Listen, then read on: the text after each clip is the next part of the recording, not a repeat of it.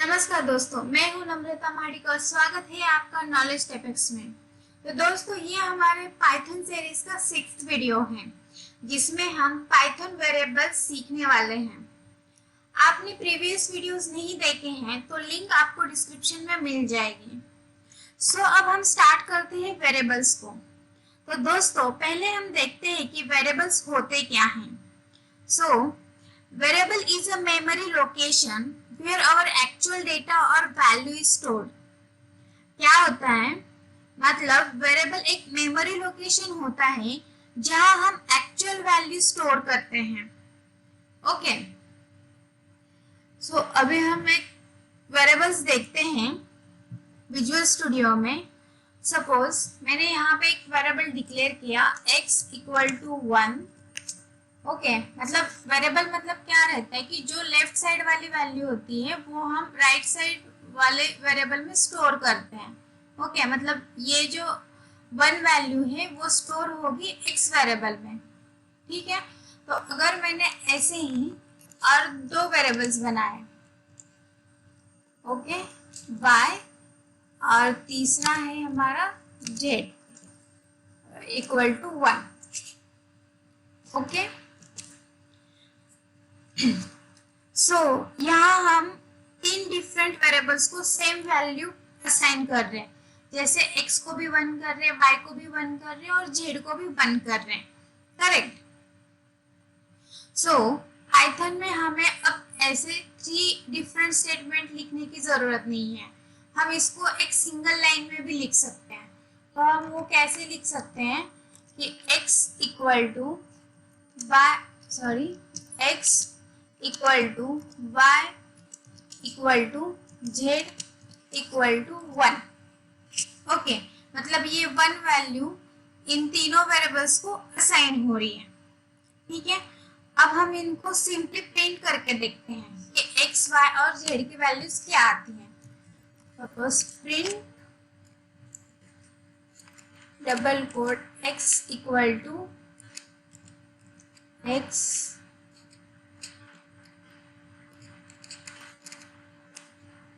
y equal to y and z equal to z। Okay, save. अभी हम इसको run करके देखते हैं। पाइथन swap.py, तो यहाँ हमें एक्सपेक्टेड रिजल्ट मिला x equal to 1, y equal to 1 और z इक्वल टू 1। मतलब जो हमने सेम वैल्यू इस तीनों वेरिएबल्स को असाइन किया था। करेक्ट। ओके, यहाँ तक के समझ में आया।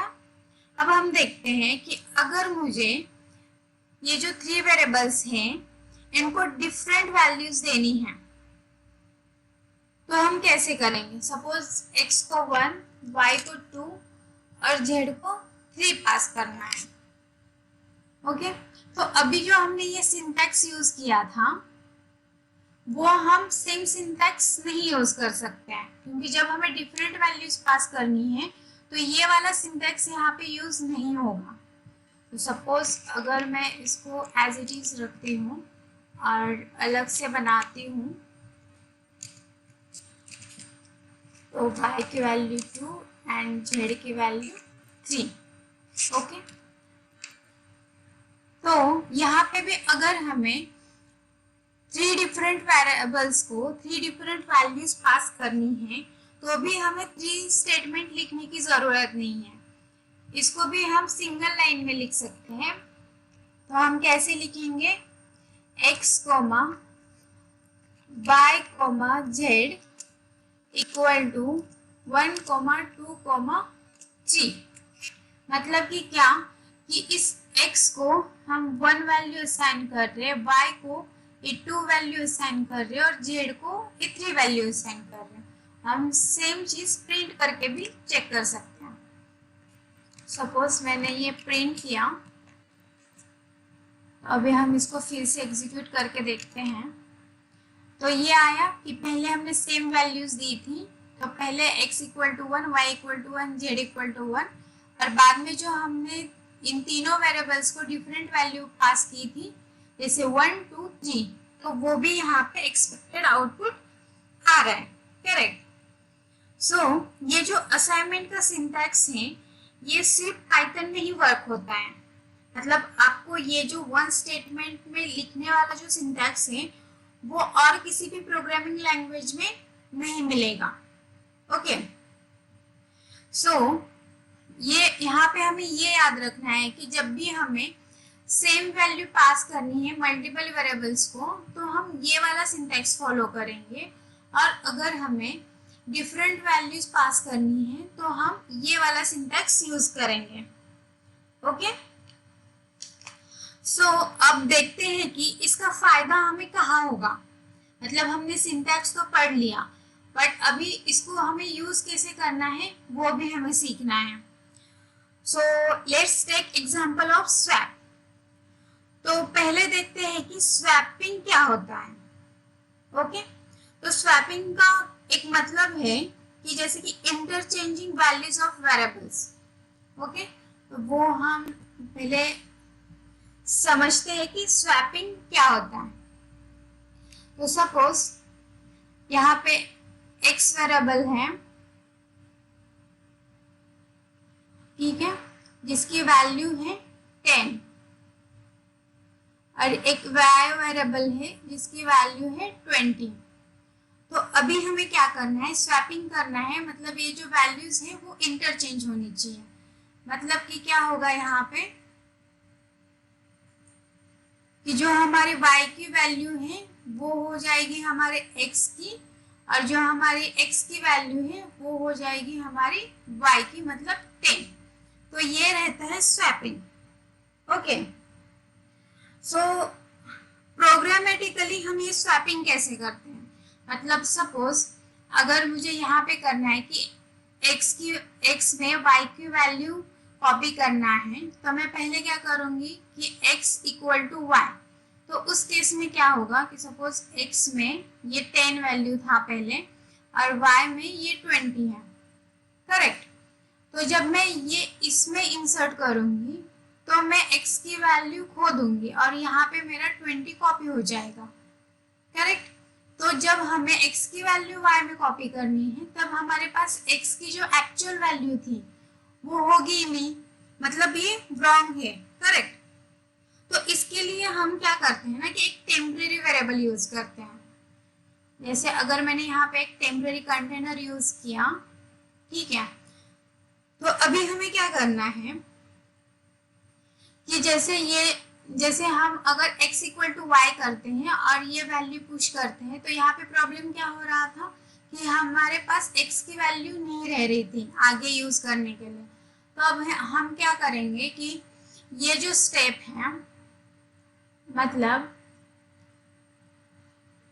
हम डायरेक्ट y की वैल्यू x में डालने से पहले, जैसे सपोज मैं फ्रेश क्रिएट करती हूँ कि यहाँ पे x इक्वल टू 10 है और y इक्वल टू 20 है, और हमने यहाँ पे एक टेम्परेरी कंटेनर यूज किया है। ठीक है। अभी हमें क्या करना है कि हमारा पहला स्टेप रहेगा कि हम जो x की वैल्यू है वो पहले टेम्परेरी कंटेनर में मूव करें। तो वो हम करते हैं। तो सपोज यहाँ से यहाँ आया तो टेम्परेरी में अभी हमने 10 स्टोर किया। तो ये हुआ हमारा फर्स्ट स्टेप। ठीक है। अब हमें नेक्स्ट क्या करना है कि हमें जो y की वैल्यू है वो कॉपी करनी है x में। तो अगर हम इसकी वैल्यू इसमें कॉपी करते हैं तो ये 10 की जगह पे अभी क्या कॉपी होगा, 20, और ये होगा हमारा सेकेंड स्टेप। अभी क्या हुआ कि y की वैल्यू तो x में आई, बट x की वैल्यू भी हमें y में कॉपी करनी है, बट अभी x में तो 20 है, तो उसकी जो ओरिजिनल वैल्यू थी वो हमने कहाँ पर स्टोर की है, इस टेम्परेरी वेरिएबल में। तो अभी हमें क्या करना है कि इस टेम्परेरी वेरिएबल से y में वो वैल्यू कॉपी करनी पड़ेगी। करेक्ट। तो उसके लिए हम कैसे करेंगे कि जो हमारा ये टेम्परेरी वेरिएबल से कॉपी करके हम y में ये वैल्यू कॉपी कर देंगे, तो ये 20 से हो जाएगा 10। करेक्ट। तो ये है हमारा थर्ड स्टेप। तो हमें एक्चुअल स्वैपिंग करने के लिए ये 3 स्टेप्स परफॉर्म करने पड़ते हैं।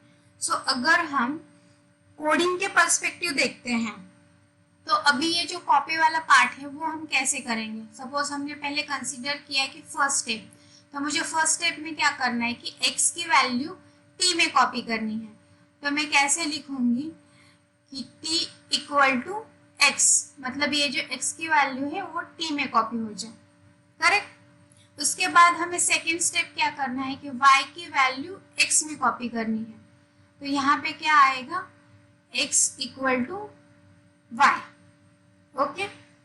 और अभी हमें थर्ड स्टेप क्या करना है कि हमें जो टेम्प कंटेनर में वैल्यू स्टोर है वो कॉपी करके y में असाइन करनी है।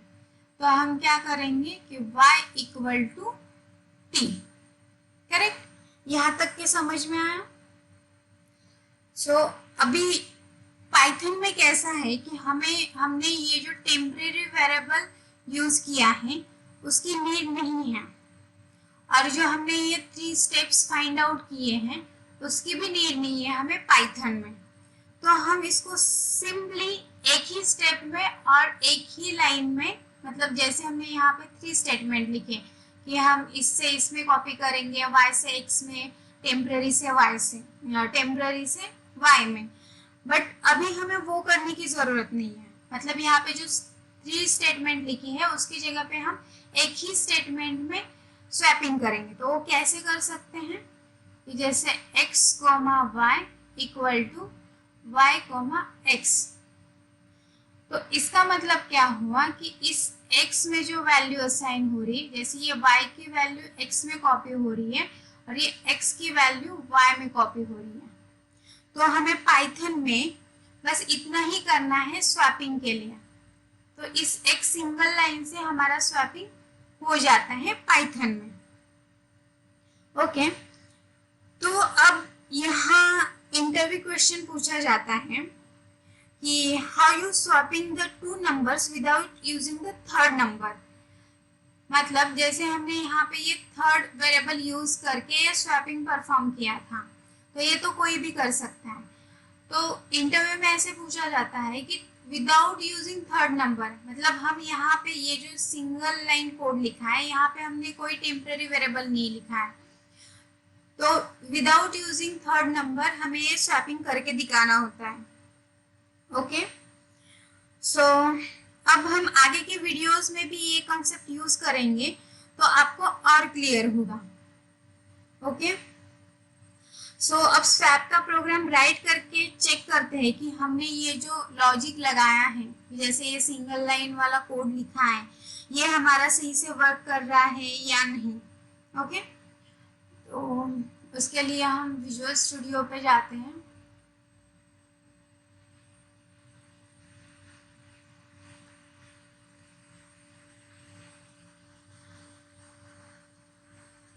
Late me open visual studio, okay. So मैं इस कोड को अभी के लिए कमेंट करती हूँ और हम इसमें ही स्वैपिंग वाला प्रोग्राम राइट करते हैं। तो मल्टी लाइन कमेंट अपन कैसे देते हैं कि 3 सिंगल कोमास में, ओके। तो ये मैंने कोड किया कमेंट। इसके बाद हमें एक्चुअल राइट करना है हमारा स्वैपिंग का कोड। तो अब हमें स्वैप करने के लिए एटलीस्ट 2 नंबर चाहिए ताकि हम एक दूसरे के साथ स्वैप करें। तो हम वो 2 नंबर्स यूजर से इनपुट लेते हैं। तो हम यूजर से इनपुट कैसे लेते हैं, x equal to input method use करते हैं और यहाँ पे पास करते हैं जो मैसेज हमें शो करना है। तो मुझे मैसेज शो करना है कि enter first number, okay. And same करूंगी मैं सेकेंड नंबर के लिए।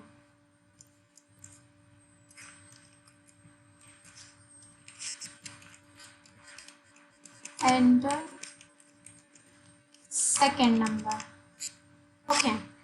और मैंने आपको क्या बताया था कि जब हम जैसे हमने प्रीवियस वीडियोस में डिस्कस किया था कि अगर हम कंसोल के साथ कुछ इंटरैक्ट कर रहे हैं तो सारा डेटा हमें स्ट्रिंग फॉर्मेट में मिलता है। तो अगर हम यूजर से नंबर भी इनपुट ले रहे होंगे तो भी वो स्ट्रिंग फॉर्मेट में ही रहेगा, तो हमें उसको कन्वर्ट करना पड़ेगा इंटीजर में, तो वो हम यूज करेंगे इंटीजर फंक्शन।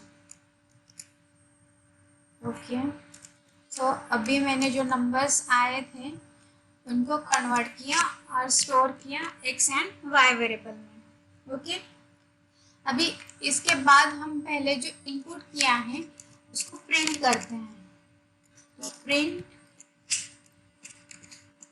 Before swapping